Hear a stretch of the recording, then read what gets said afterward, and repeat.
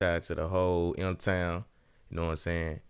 Artificial. 30 years strong and we still getting it on. Overseas peace still blowing up my phone. Asking me, is that concrete they sliding on? Asking me, is that concrete they sliding on? Blowing up my phone, blowing up my phone. Asking me, is that concrete they sliding on? Blowing up my phone, blowing up my phone. Asking me, is that concrete they sliding on? Blowing up my phone, blowing up my phone. Asking me, is that concrete they sliding on?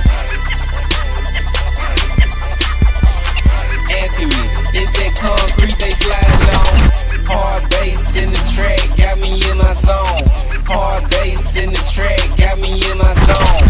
Hard bass in the track, got me in my zone.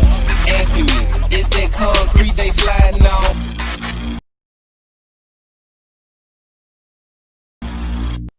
Week 3.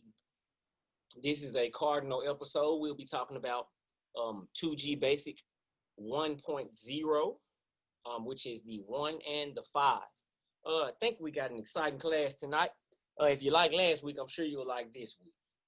So let's go ahead and get started with the lab and lesson plan. Got directing traffic with shoulder motions, wings and strings, operating smooth with waves, slides and glides, getting booked with hop steps and buck jumps, staying clean with L steps, footnotes, and Pac-Mans. Then we're going to level up with body levels, step levels, and false steps. Okay, so let's get right into it. Uploading data. Because it's something very tricky right there. It's a whole little world right there. Inside of the body wave, and your arms waving, as I just mentioned, like it goes in with fixing different angles if you know how to wave. But I want to talk about this body wave and a reverse body wave in lesson B tonight. So, we talk about the body wave like a vertical body wave all the way down to the knees and back up, right? Okay, so in this particular piece, when you wave, it'll be on the 5, right?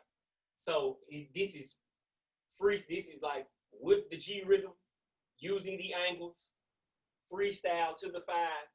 And when you get to the turn, you want to bring the knee up, right? But however, if you get it up on the 5 with the 5 or wham 6, right? So you think about with the 5 or 5, 6, getting the knee in up step, high elevation, right? Okay. All right, so let's just look at a freestyle real quick. If I say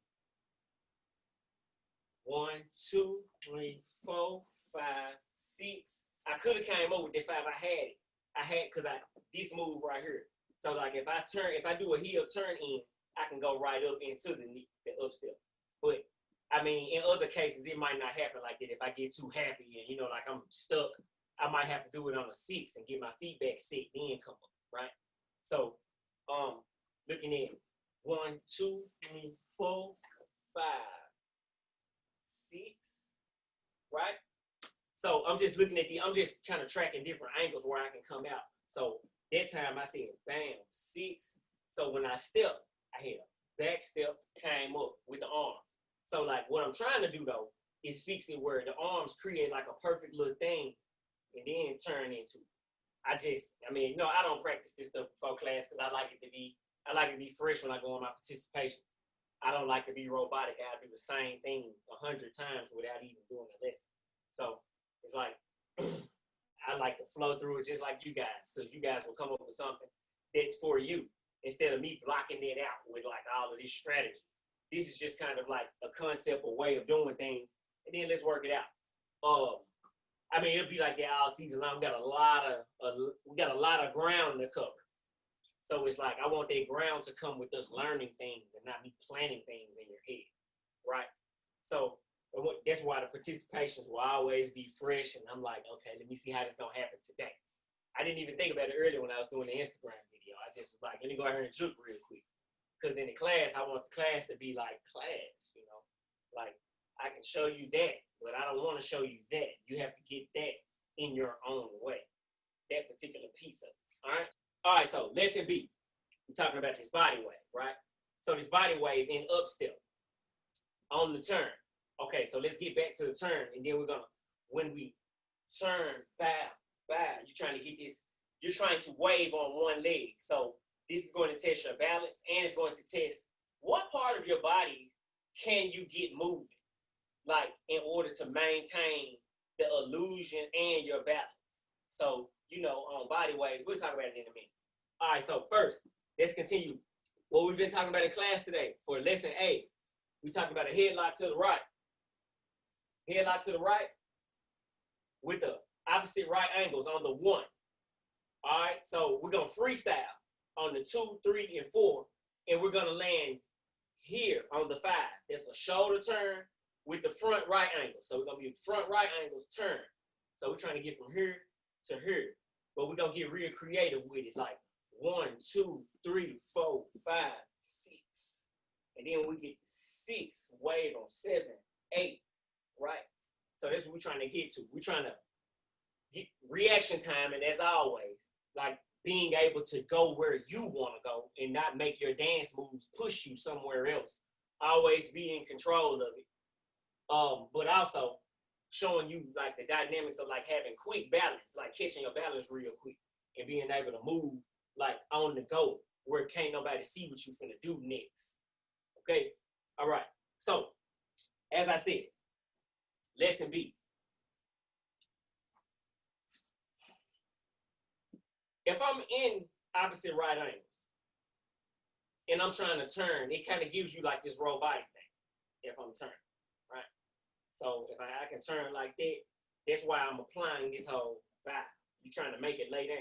A lot of moves have to lay down like that. It's not just, I mean, when you do a kickstand, when you do a kickstand and spin, like you have to be like right here, and then you have to be like right there.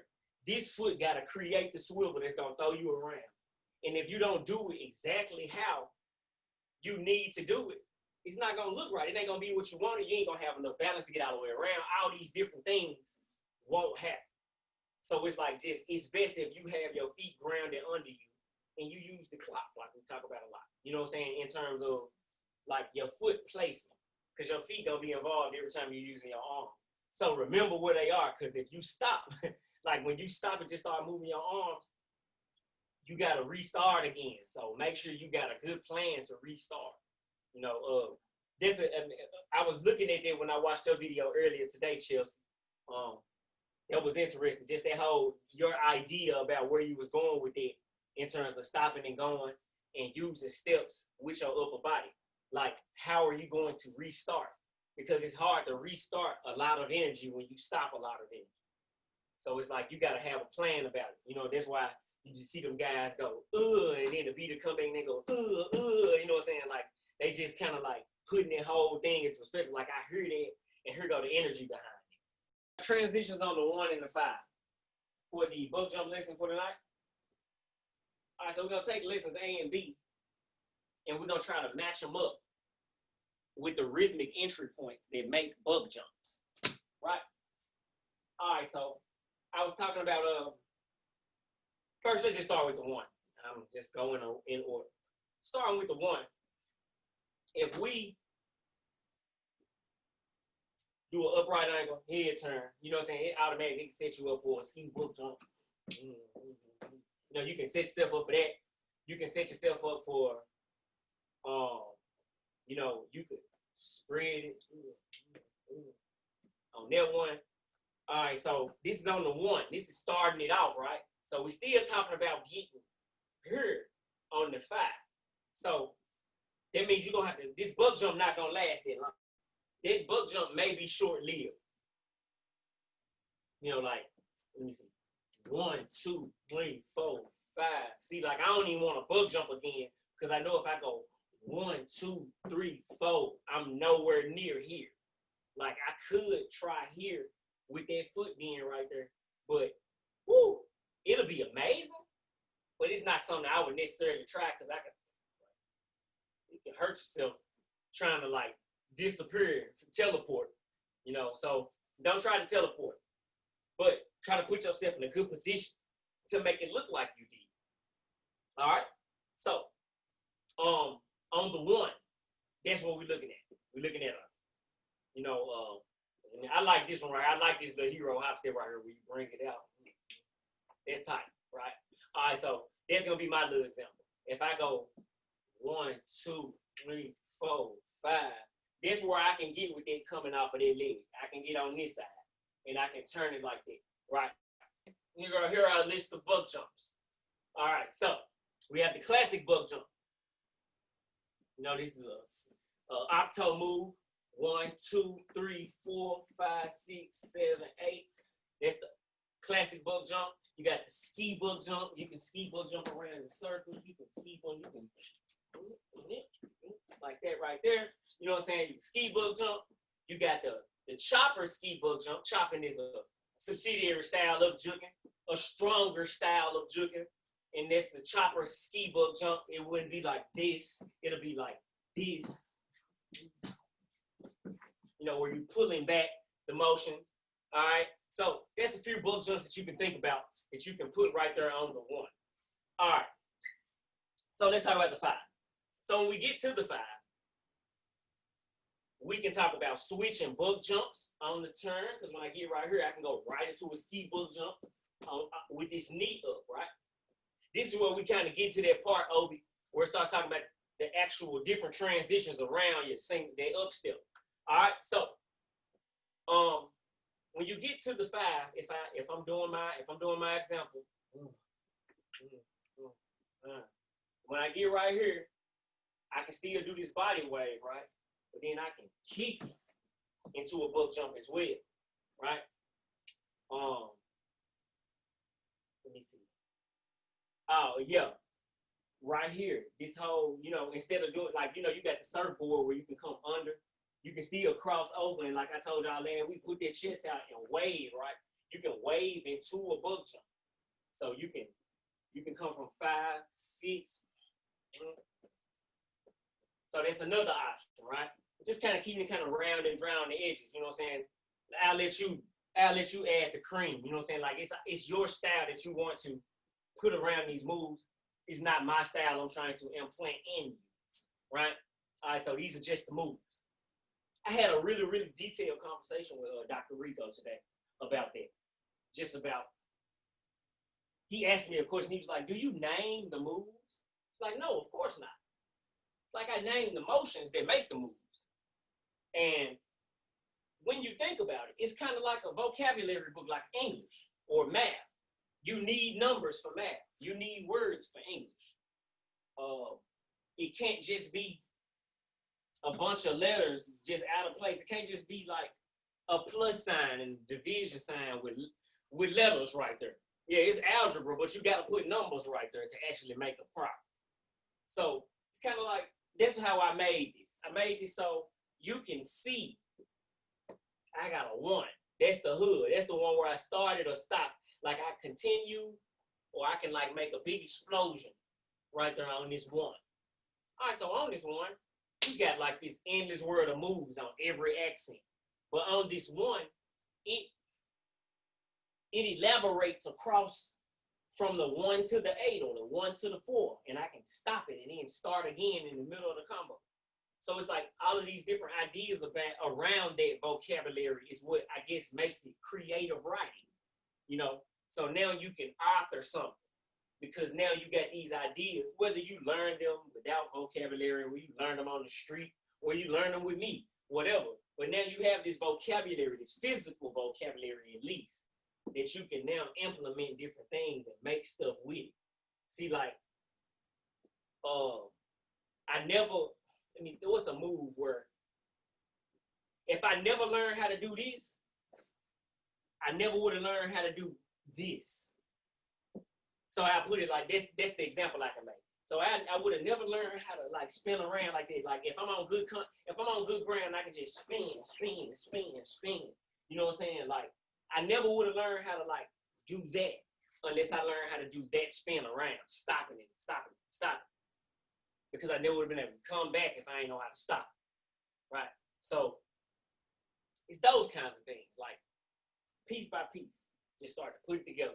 Like, oh, I can do that.